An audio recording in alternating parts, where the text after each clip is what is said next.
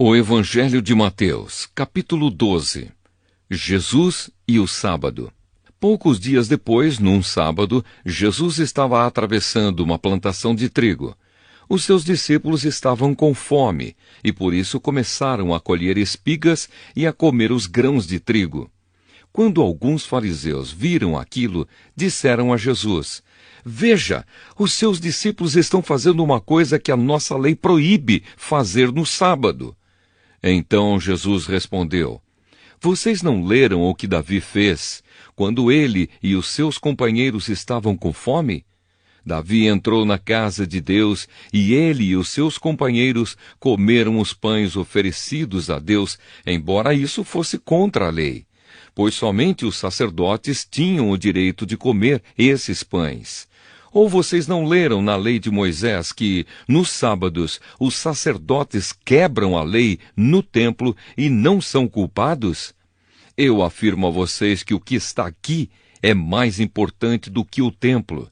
Se vocês soubessem o que as Escrituras Sagradas querem dizer quando afirmam: eu quero que as pessoas sejam bondosas e não que me ofereçam sacrifícios de animais, vocês não condenariam os que não têm culpa, pois o Filho do Homem tem autoridade sobre o sábado."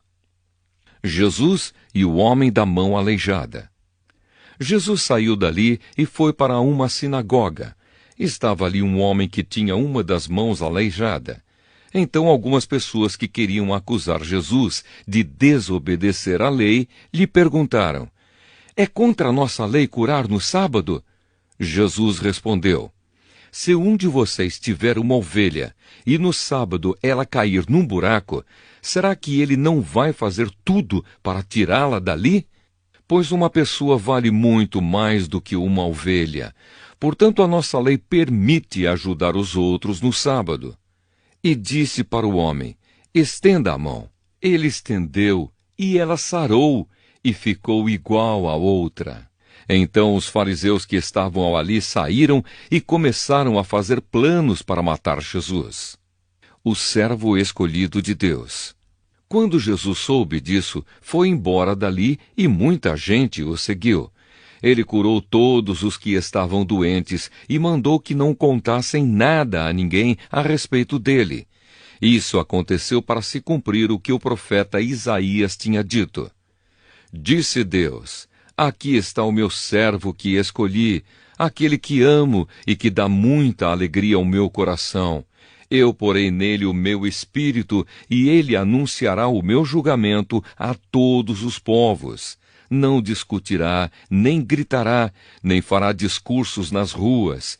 Não esmagará o galho que está quebrado, nem apagará a luz que já está fraca. Ele agirá assim até que a causa da justiça seja vitoriosa.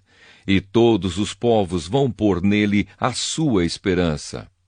O poder de Jesus para expulsar demônios. Então levaram a Jesus um homem que era cego e mudo, porque estava dominado por um demônio. Jesus o curou e ele começou a ver e a falar. A multidão ficou admirada e perguntava: "Será que este homem é o filho de Davi?"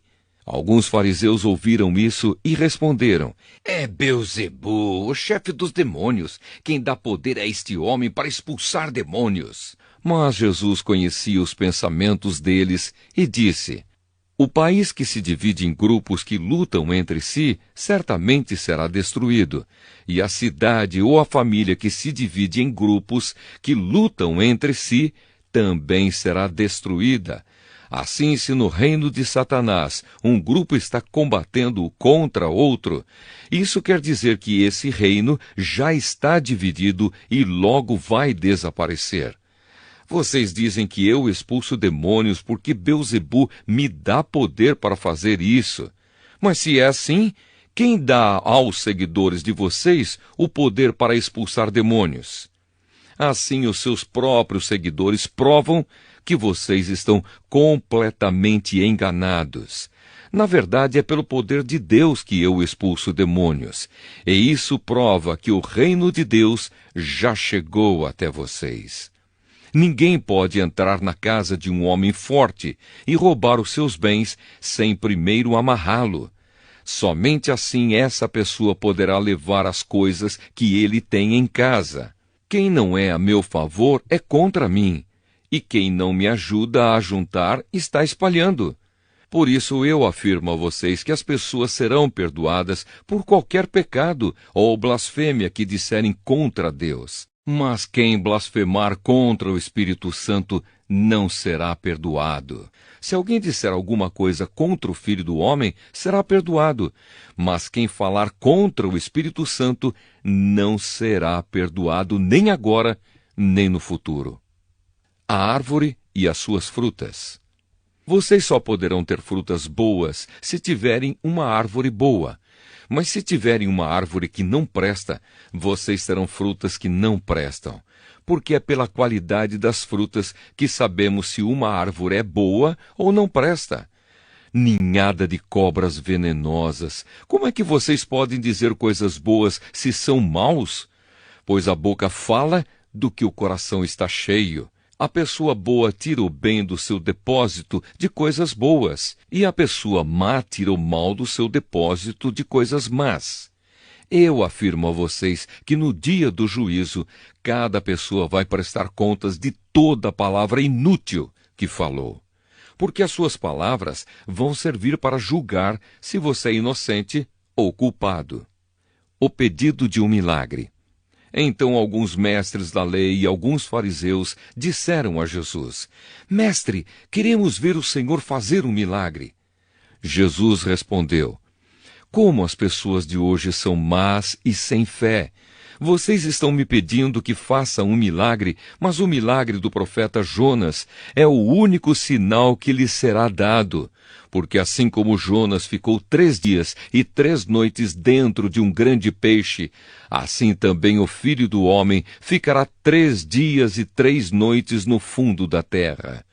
No dia do juízo, o povo de Nínive vai se levantar e acusar vocês, pois eles se arrependeram dos seus pecados quando ouviram a pregação de Jonas.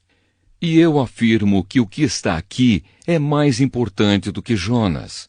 No dia do juízo, a rainha de Sabá vai se levantar e acusar vocês, pois ela veio de muito longe para ouvir os sábios ensinamentos de Salomão. E eu afirmo que o que está aqui é mais importante do que Salomão. A volta do espírito mau. Jesus continuou: Quando o espírito mau sai de alguém, anda por lugares sem água, procurando onde descansar, mas não encontra. Então diz: Vou voltar para a minha casa de onde saí. Aí volta e encontra a casa vazia, limpa e arrumada. Depois sai, vai buscar outros 7 espíritos piores ainda, e todos ficam morando ali. Assim a situação daquela pessoa fica pior do que antes. E isso também acontecerá com esta gente má de hoje. A mãe e os irmãos de Jesus. Quando Jesus ainda estava falando ao povo, a mãe e os irmãos dele chegaram, ficaram do lado de fora e pediram para falar com ele. Então alguém disse a Jesus: Escute, a sua mãe e os seus irmãos estão lá fora e querem falar com o Senhor. Jesus perguntou: Quem é a minha mãe e quem são os meus irmãos? Então apontou para os seus discípulos e disse: Vejam, aqui estão a minha mãe e os meus irmãos, pois quem faz a vontade do meu Pai, que está no céu, é meu irmão, minha irmã e minha